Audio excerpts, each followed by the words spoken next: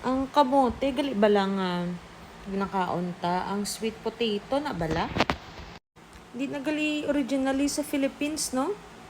Sa Mexico nagali halin. Sa Latin America, specifically sa Mexico.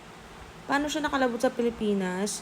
Tungod sa mga Espanyol, kag Colombians nga nagkadto di. Gindala na nila kuno kag ginintroduce sa mga natives kag ginpatanom kay kauno nila.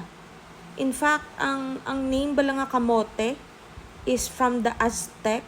Aztec is one of the languages, ancient languages in Latin America. Aztec word kamuti. Tapos, syempre ang mga Espanyol, gin-Hispanize nila kamote. Tapos, gin-carry over na naton nga asa subong kamote aton panawag.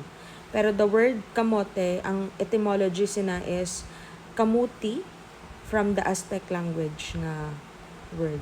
Kaya hindi nagali native sa aton di. Sa Latin America na sa gali. Tapos mga Espanyol nagali nagdala. Very interesting.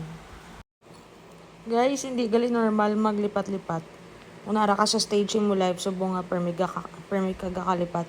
Hindi na siya gali normal. Gis ako no, it's because overexposure ka na sa cellphone. So, you need to do mga mind exercises every day bala. So, sulat ka sa workbook para ma-exercise mo brain nga ma-improve ay mo memory. Kung kapangita ka mga workbook nga ma-exercise balay mo utok, 5 na lang kakapis ang nabilin sa akong book, Improve Your Memory Challenge. So, scan nyo lang ang QR ha. 5 copies na lang balay nga agaw. Bye!